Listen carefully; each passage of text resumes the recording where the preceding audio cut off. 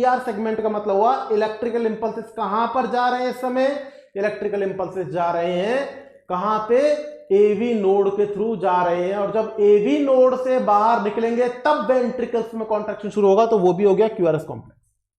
अब आप बोलेंगे सर पी वेव के अंदर डिफ्लेक्शन देखने को मिला, क्यूआरएस कॉम्प्लेक्स में डिफ्लेक्शन देखने को मिला, पर PR segment is isometric line, इसमें किसी प्रकार का डिफ्लेक्शन नहीं है, एकदम स्ट्रेट लाइन है। उसका कारण क्या है वो मैं आपको बताऊंगा, ये डीप चीज है।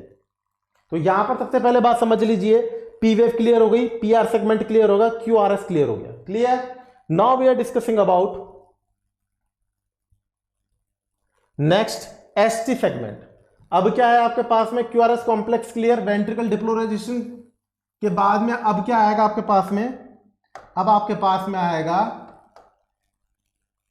टी वेव, और इस टी वेव को क्या बोलेंगे आप, टी वेव को आप बोलेंगे ventricle रीप्लोराइजेशन।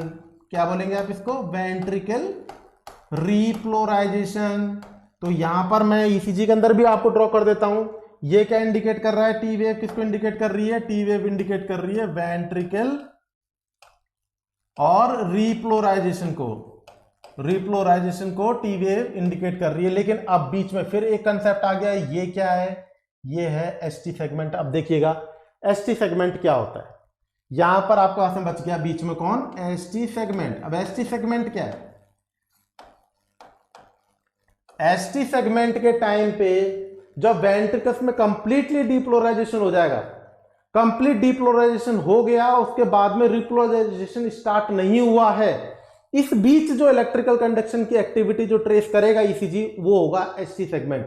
I again repeat, completely ventricle depolarization are complete, ventricle depolarization are complete, लेकिन वेंट्रिकल रिपोलराइजेशन स्टार्ट नहीं हुआ है, इसके मध्य में जो ईसीजी ट्रेसिंग करेगा इलेक्ट्रिकल डिवाइसेस को, उसको क्या बोलेंगे आप, एसटी सेगमेंट। तो यहां पर आपके सामने इस प्रकार से ईसीजी के पूरे कंटेंट क्लियर होते हैं, P Q R S T. Clear? P indicate atrial depolarisation, QRS complex है, QRS wave indicate ventricle depolarisation, T wave indicate ventricle repolarisation. इनके बीच में आए दो सेगमेंट, पीआर सेगमेंट और एसटी सेगमेंट, ये आइसोमेट्रिक सिंपल लाइन है, इसमें किसी प्रकार की इलेक्ट्रिकल कंडक्शन एक्टिविटी नहीं हो रही है, इसमें ईसीजी किसी प्रकार की इलेक्ट्रिकल कंडक्टिव एक्टिविटी को क्लियर इंडिकेट नहीं कर पा रहा है, गैल्वेनोमीटर में किसी प्रकार का भी कोई भी बदलाव नहीं हो रहा है, लेकिन पीआर सेगमेंट कहां पर हो रहा है, तो आप तुरंत आंसर देंगे it will be occur in AV node, and ST segment कहां पर हो रहा है, तो आप बोलेंगे वेंट्रिकल्स के अंदर। एसटी सेगमेंट एक स्टेज है जो कि वेंट्रिकल रिपोलराइजेशन से पहले आती है, और आप इसको यहां पर यह भी बोल सकते हैं कि एसटी सेगमेंट किसको इंडिकेट करता है, तो आप यहां पर बोल देंगे अर्ली वेंट्रिकल रिपोलराइजेशन को इंडिकेट करता है। किसको इंडिकेट कर रहा है, अर्ली वेंट्रिकल रिपोलराइजेशन को। इसका मतलब रिपोलराइजेशन स्टार्ट होने से पहले की जो स्टेज है वो क्या है, एसटी सेगमेंट है। तो इस प्रकार से आपके सामने पूरी चीजें क्लियर हुई कि P Q R S T, PR segment and ST segment. Now we are discussing about PR interval. अभी मैंने आपको बताया पीआर इंटरवल कहां से कहां है, तो आप बोलेंगे at the beginning of P wave, दोबारा लिख रहा हूं मैं इसको, at the beginning of P wave to the end of PR segment. PR segment बोला, पी क्यू सेगमेंट नहीं बोला, क्यों? क्योंकि क्यू वेव क्लियरली सीन कभी कभी नहीं होती है, तो पीआर सेगमेंट को अपन रखते हैं और आर टू आर की दूरी को ही नापते हैं जब भी अपन को नॉर्मल ईसीजी चेक करनी होती है। क्या होता है आर टू आर, वो भी डिस्कस करेंगे।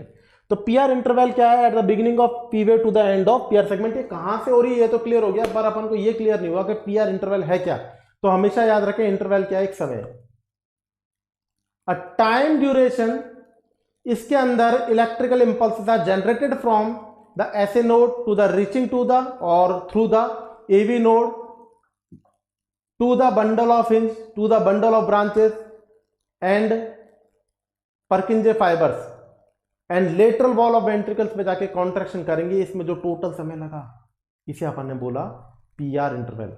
तो पीआर इंटरवल क्या होता है, समय है, टाइम है, जिसमें इलेक्ट्रिकल इंपल्सेस कहां से कहां जाएंगे, इलेक्ट्रिकल इंपल्सेस ऐसे नोड से एवी नोड से bundle of hinge bundle of hinge से bundle of branches, bundle of branches से परकिंजे फाइबर्स, और परकिंजे फाइबर्स से लेटरल वॉल ऑफ वेंट्रिकल्स पे जाकर के कॉन्ट्रैक्शंस पैदा करेंगे और जिसके कारण से QRS बनेगा।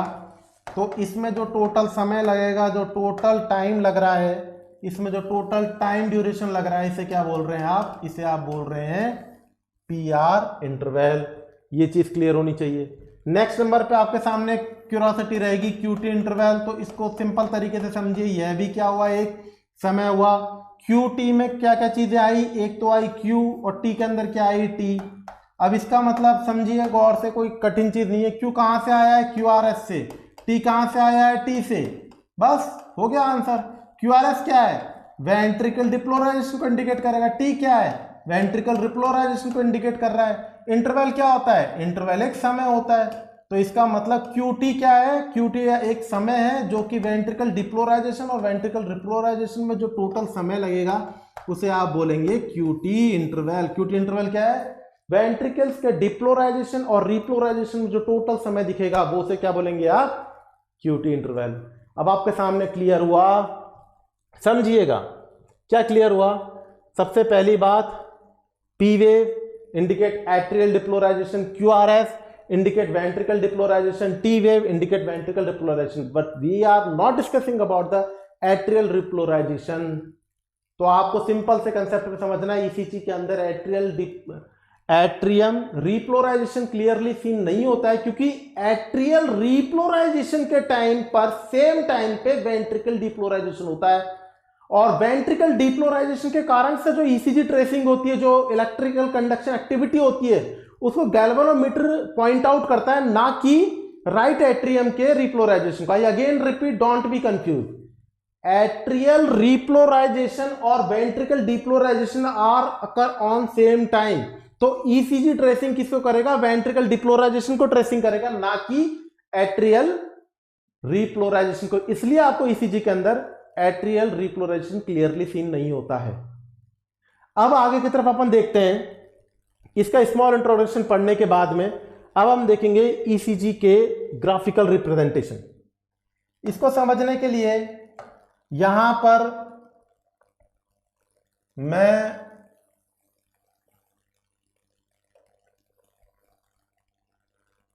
वर्टिकल लाइंस क्लियर कर रहा हूं,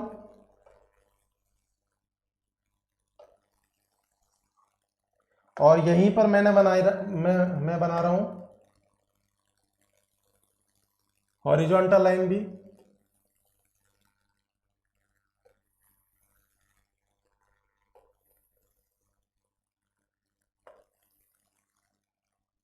ये इस प्रकार से आपके सामने ECG के कुछ ग्राफिकल रिप्रेजेंटेशन करने की कोशिश कर रहा हूं मैं यहाँ पे। इसको आपको आराम आराम से समझना है, कोई जल्दबाजी नहीं। अभी आपको अगर मैं डायरेक्ट बोल दूं P वेव टाइम कितना है, QRS कॉम्प्लेक्स कितने का है, QT इंटरवल कितने का है, सब रट लो, कोई मतलब नहीं है। आराम से धीरे धीरे समझिए। यहां पर मैंने आपके सामने इस प्रकार से ग्राफ बनाने की कोशिश कर रहा हूं। आपने यहां पे इसको क्लियर करने के लिए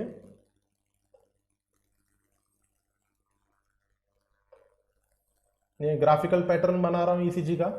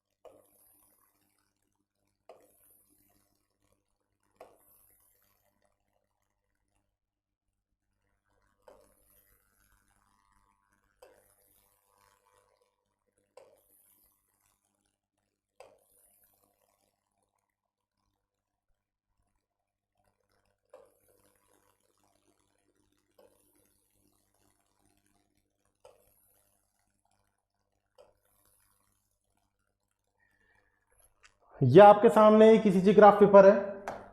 अब ईसीजी को हम, ईसीजी डिपेंड करती है गैल्वेनोमीटर प्रिंसिपल के ऊपर। तो यहाँ पर हम जो पहले जो गैल्वेनोमीटर यूज किए जाते थे ईसीजी ट्रेसिंग के लिए उसको यूज कर रहे हैं। तो ये है आपके सामने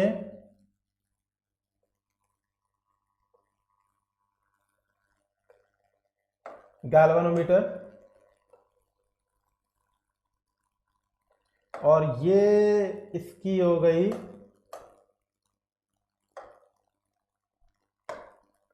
गैल्वेनोमीटर की पॉइंटर। गैल्वेनोमीटर का पॉइंटर ये हो गया पॉजिटिव डिफ्लेक्शन के लिए, और ये हो गया नेगेटिव डिफ्लेक्शन के लिए। और ये है आपके सामने ईसीजी का पेपर। ये इस प्रकार से ईसीजी का पेपर है आपके सामने, जो कि रोलिंग पैटर्न पर है, और कहां से कहां बढ़ रहा है आगे की तरफ, ये आगे की तरफ बढ़ रहा है। रोलिंग पैटर्न है गैल्वेनोमीटर्स के। इस प्रकार से इस डायरेक्शन में पेपर ट्रेस मशीन के नीचे से, पॉइंटर के नीचे से निकल रहा है। क्लियर? और ये प्लस माइनस के चिन्हों को अपन क्लियर करने की कोशिश करें तो एक तरफ तो ये जुड़ जाएगा आपके सामने बॉडी के, या आपको डीपली पढ़ाया जाएगा, पॉजिटिव जुड़ जाएगा। ये कौन सा आर्म हो गया आपके, ये हो गया राइट आर्म, ये हो गया लेफ्ट आर्म, ये हो गया लेफ्ट लेग। तो पॉजिटिव जुड़ गया लेफ्ट लेग पे और नेगेटिव कहां पर जुड़ गया, राइट आर्म पे। और इस प्रकार से ईसीजी को आपके सामने कंटिन्यू किया। अब देखिएगा जो रोलिंग ट्रेस पेपर है वो इस ओर आ रहा है। क्लियर? इस ओर आ रहा है। अब बनाते हैं अपन, सिर्फ बना रहे हैं, क्यों अभी समझाऊंगा। पी वेव का डिफ्लेक्शन यूं क्यों होगा, क्यूआरएस का डिफ्लेक्शन, वो डिटेल स्टडी है, सब कुछ क्लियर करेंगे। लेकिन अभी मैं आपके सामने एक ईसीजी की दोबारा से बना के दिखाता हूं। देखिए सबसे पहली बात समझिए, पी वेव, पहली बात ये समझिए, ये जो लार्ज स्क्वायर्स होते हैं, ये सारे लार्ज स्क्वायर्स है। ये हो गया लार्ज स्क्वायर। ये large squares average 300 large square, 300 large square कितने मिनट में इसी मशीन से निकलेंगे? तो आप बोलेंगे एवरेज 1 मिनट में मशीन से निकलेंगे। कितने? 300 लार्ज स्क्वायर्स कितने मिनट में निकलेंगे? 1 मिनट में निकलेंगे। ये लार्ज स्क्वायर किससे बने? दो प्रकार की लाइन से बने, हॉरिजॉन्टल लाइन, हॉरिजॉन्टल और वर्टिकल लाइन। वर्टिकल लाइन किसको इंडिकेट करेगी? वर्टिकल लाइन इंडिकेट करेगी वोल्टेज को, और हॉरिजॉन्टल लाइन किसको इंडिकेट करेगी? हॉरिजॉन्टल लाइन इंडिकेट करेगी सेकंड को। ईसीजी ट्रेसिंग मशीन कितने 25 mm पर सेकंड के रेट से ईसीजी को ट्रेस करेगी, और इस ट्रेसिंग स्पीड की वजह से, गौर से समझिएगा, कितने large square? 300 large square 1 minute में। कहां है लार्ज स्क्वायर? आपके सामने देखिएगा गौर से, लार्ज स्क्वायर ये रहा आपके सामने लार्ज स्क्वायर, ये है आपके सामने लार्ज स्क्वायर। ये एक लार्ज स्क्वायर, मतलब 300 लार्ज स्क्वायर कितने मिनट में निकल रहे हैं? 1 मिनट में निकल रहे हैं ट्रेसिंग के लिए। तो इसी चीज को मैं यहां पर लिख देता हूं। इसका मतलब 300 लार्ज स्क्वायर कितने सेकंड में निकले? 60 सेकंड के अंदर निकले। अब 300 लार्ज स्क्वायर कितने सेकंड में निकले? 60 सेकंड में निकले। इसका मतलब एक लार्ज स्क्वायर कितने सेकंड में निकलेगा? तो एक लार्ज स्क्वायर निकलेगा आपके सामने, क्लियर है, 60/300। इसका मतलब 0.2 सेकंड में एक लार्ज स्क्वायर 0.2 सेकंड में निकलेगा। अब ये एक लार्ज स्क्वायर के अंदर कितने पॉइंट हैं ये समझिए जरा। देखिए एक लार्ज स्क्वायर के अंदर कितने पॉइंट हो गए? 1 2 3 4 और 5। तो एक लार्ज स्क्वायर में कितने हुए? एक लार्ज स्क्वायर में हुए 5 स्मॉल स्क्वायर। एक लार्ज स्क्वायर में कितने हुए? 5 स्मॉल स्क्वायर। अब 5 स्मॉल स्क्वायर भी कितनी देर में निकलेंगे? 0.2 सेकेंड में। क्लियर है कि नहीं? है बात बिल्कुल क्लियर होनी चाहिए। आपके सामने एक लार्ज स्क्वायर कितने में निकल रहा है? 0.2। देखिए ये लिख दिया मैंने, एक लार्ज स्क्वायर कितने में निकल रहा है? एक लार्ज स्क्वायर निकल रहा है या 5 स्मॉल स्क्वायर निकल रहा है 0.2 सेकेंड में। इसका मतलब एक स्मॉल स्क्वायर कितने में निकलेगा? एक स्मॉल स्क्वायर, ये रहा एक स्मॉल स्क्वायर, ये एक स्मॉल स्क्वायर है, ओनली ऑन ये एक स्मॉल स्क्वायर है, ये कितने में निकलेगा? तो आप बोलेंगे 0.2/5। कितना हो जाएगा ये एवरेज? तो 0.2/50 हो गया 0.04 या 0.04। तो एक स्मॉल स्क्वायर कितनी देर में निकला? एक स्मॉल स्क्वायर निकला सर 0.04 सेकेंड में। क्लियर बात समझ में आई? अब आप बनाइए ईसीजी मशीन पे, काउंट करिए PQRS। दोबारा से समझिए, बिल्कुल सिंपल तरीका है इसका। देखिए ईसीजी की ट्रेसिंग स्पीड 25 mm पर सेकेंड होती है। हॉरिजॉन्टल लाइन किसको इंडिकेट करती है? सेकेंड को। वर्टिकल लाइन किसको इंडिकेट करती है? वोल्टेज को। और इस हिसाब से 300 लार्ज स्क्वायर कितने मिनट में निकल रहा है? 1 मिनट में। तो 300 लार्ज स्क्वायर कितने में निकले? 60 सेकेंड में। लार्ज स्क्वायर है, और एक लार्ज स्क्वायर में होता है 5 स्मॉल स्क्वायर। तो 300 लार्ज स्क्वायर कितने? 60 सेकंड में। तो एक लार्ज स्क्वायर कितने में निकला? 0.2 सेकंड के अंदर निकला। अब आप देखें एक लार्ज स्क्वायर में कितने हुए? 5 स्मॉल स्क्वायर। ये रहा आपके सामने 5 स्मॉल स्क्वायर, 1 2 3 4 5। तो एक लार्ज स्क्वायर या 5 स्मॉल स्क्वायर कितने में निकले? 0.2। तो आप एक स्मॉल स्क्वायर कितने में निकला? 0.2/5 = 0.04 सेकंड में एक स्मॉल स्क्वायर निकला। Now we are draw the ECG. अब अपन को ये ईसीजी को ड्रॉ करना है। ये अपन बना देते हैं आपके सामने ईसीजी। ईसीजी को समझने के लिए सबसे पहले देख लीजिए, ये रही पी वेव। पी वेव जो नॉर्मल पी वेव है, नॉर्मल, वो कितने स्मॉल स्क्वायर को कवर करेगी? तो आप बोलेंगे 2 सही 1/2 मतलब 2.5 स्मॉल स्क्वायर को कवर करेगी। कौन? P wave. तो ये मैंने बना दिया आपके सामने पी वेव। ये रही, यहां से अपन ने शुरू करी 1 2 और 2.5। इसका मतलब ये कुछ इस प्रकार से बनेगा, ये। क्लियर? 1 2 और 2.5। मैं इस वाली लाइन को नहीं कर रहा हूं, यहां से गिन रहा हूं, ठीक है ना? समझ रहे हो बात को? ये देखिएगा, ये यहां से शुरुआत हो रही है। अब पी वेव के बाद में आया पीआर सेगमेंट। पीआर सेगमेंट ये कितने टाइम का है? तो इसको भी आपने बोल दिया 2.5 स्मॉल स्क्वायर का है। तो अब ये पीआर सेगमेंट कितने? 2.5 स्मॉल स्क्वायर का रखोगे। तो ये देखिएगा, अब ये क्या चल रहा है? ये आपके सामने चल रहा है पीआर सेगमेंट। तो ये अपन चला रहे हैं पीआर सेगमेंट को। ये हो गया 2.5 का, ये आधा, ये और ये क्या हुई? P wave. ये क्या हुआ? PR segment. अब बात करेंगे अपन क्यूआरएस कॉम्प्लेक्स की। क्यूआरएस कॉम्प्लेक्स की, तो ये रहा आपके सामने क्यूआरएस कॉम्प्लेक्स। ये कितने का होगा नॉर्मल इंसान में? 2.5 स्मॉल स्क्वायर। कितने का होगा? 2.5 स्मॉल स्क्वायर। इसका मतलब देखिए गौर से, 2.5 1 2 और ये 2.5 यहां पे। तो इसका मतलब ये होगा आपका कुछ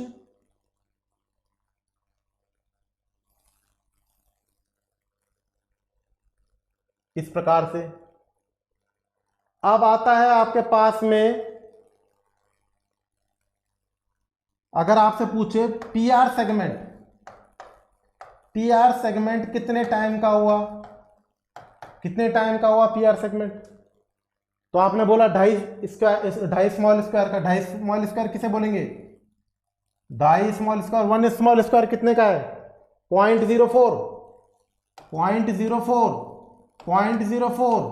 और 2.5 मतलब 0.02। तो इसका मतलब क्या हो गया? 4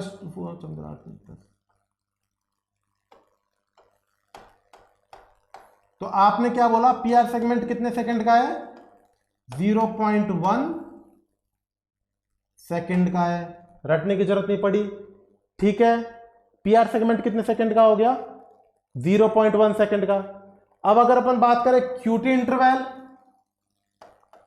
क्यूटी इंटरवल होता है 10 स्मॉल स्क्वायर का, कितने का, 10 स्मॉल स्क्वायर। तो क्यूटी इंटरवल शुरू कहां से हो रहा है, क्यूटी इंटरवल शुरू हो रहा है आपके सामने क्यू आर एस वेव से, क्यू वेव से स्टार्ट हो रहा है, ये बात ध्यान रखनी है। तो क्यू वेव कहां पर है आपके सामने, क्यू वेव ये रही। अब यहां से आपको 10 गिन लीजिए, 1 2 3 4 5 6 7 8 9 और 10, ये हुआ आपके सामने क्यूटी इंटरवल। क्लियर है बात। अब अपन बनाएंगे आपके सामने क्यूटी इंटरवल को। तो क्यूटी इंटरवल से पहले एक बार आपको एसटी सेगमेंट और देखना है। एसटी सेगमेंट भी कितने टाइम का हुआ, एसटी सेगमेंट भी हुआ आपके सामने 2 से 1/2, इट मीन्स 2.5 स्मॉल स्क्वायर का, 2.5 स्मॉल स्क्वायर का। तो ये अब 2.5 स्मॉल स्क्वायर को बना लेते हैं अपन। ये रहा आपके सामने एसटी सेगमेंट, ये रहा आपके सामने एसटी सेगमेंट। देखिए आधा तो यहां पर हो गया और 1 2 एसटी सेगमेंट आपको यहां पर मिल गए। अब आगे की तरफ देखें, क्यूटी के लिए बात करें तो कितना है, 10 स्मॉल स्क्वायर। तो ये 1 2 3 4 5 6 7 8 9 और ये 10 यहां पर आ रहा है। इसका मतलब ये हो गया एसटी सेगमेंट। अब ये इस प्रकार से बढ़ेगा और ये इस प्रकार से आपके सामने, ये ईसीजी की लाइन आपके सामने क्लियर होगी। देख लीजिए क्यूटी इंटरवल को, क्यूटी इंटरवल कितने का है, अब ये भी हमने बोला क्यूटी इंटरवल है 10 स्मॉल स्क्वायर का। तो 10 एक स्मॉल स्क्वायर कितना टाइम ले रहा है, 0.04, तो कितना हो गया 0.4 सेकेंड। तो क्यूटी इंटरवल कितना हो गया 0.4 सेकेंड। ये कहीं रटने की जरूरत पड़ी, नहीं पड़ी। क्लियर है बात। आप दोबारा से देख लीजिए इस चीज को, पी वेव कितना स्मॉल स्क्वायर ले रही है, पी वेव स्मॉल स्क्वायर ले रही है 2.5 स्मॉल स्क्वायर, 2.5 स्मॉल स्क्वायर। देखिए 1 और 1 2 और 1 आधा। उसके बाद में आता है P R segment. P R segment कितना ले रहा है, पी आर सेगमेंट ले रहा है आपके सामने अगेन 2.5 स्मॉल स्क्वायर। तो ये मैंने यहां पर बना दिया आधा, 1 और 1 2। अब आप बात करेंगे क्यू आर एस कॉम्प्लेक्स कितना लेगा, तो अगेन 2.5 स्मॉल स्क्वायर। तो ये आपके सामने इस प्रकार से ये हो गई क्यू वेव। ये कौन सी वेव हो गई आपके सामने, ये हो गई क्यू वेव, ये हो गई आर वेव, और ये हो गई एस वेव, ये हो गई टी वेव, और ये हो गई पी वेव। ये क्या हो गया, ये हो गया एस टी सेगमेंट। ये क्या हो गया, ये हो गया पी आर सेगमेंट। क्लियर। तो अगर आपसे पूछे कि पी आर इंटरवल कितने टाइम का हुआ, तो आपने बोल दिया तुरंत ही पी आर इंटरवल के लिए यहां पर आपके सामने निकाल के दिखाया था मैंने अभी, पी आर सेगमेंट। और पी आर इंटरवल क्या हुआ, at the beginning of P wave to the end of P R segment. अब कितना हुआ, पी वेव कितनी है, पी वेव है 2.5 स्मॉल स्क्वायर, और पी आर सेगमेंट कितना है, पी आर सेगमेंट है 2.5 स्मॉल स्क्वायर। अब आप लगा लीजिए अपने हिसाब से ये पी आर इंटरवल कितने टाइम का होगा। तो यहां पर आपको रटने की जरूरत नहीं पड़ी। क्यूटी इंटरवल हुआ, क्यूटी इंटरवल कितने टाइम का हुआ, तो आपने बोला क्यूटी इंटरवल हुआ 10 स्मॉल स्क्वायर का। पर ये याद रखें क्यूटी इंटरवल कहां से कहां है, मैं ड्रॉ भी कर रहा हूं, देखिएगा क्यूटी इंटरवल ये रहा, यहां से शुरू हुआ और यहां तक ये हुआ क्यूटी इंटरवल। कितना है क्यूटी इंटरवल, क्यूटी इंटरवल है 10 स्मॉल स्क्वायर। तो गुणा कर लीजिए 10 स्मॉल स्क्वायर को 10 इंटू 0.04, तो 0.4 सेकंड का। यहां पर आपको इस प्रकार से ईसीजी को नॉर्मल पैटर्न्स में समझना है। ये आपके सामने इस प्रकार से गैल्वेनोमीटर के ऊपर पेपर इस प्रकार से आता जाएगा, और ये जो गैल्वेनोमीटर का पॉइंटर है ये इस प्रकार से डिफ्लेक्शन करता जाएगा। लेकिन ये डिफ्लेक्शन क्यों हो रहा है, इसको समझने के लिए अब हम पढ़ेंगे डिटेल ईसीजी को।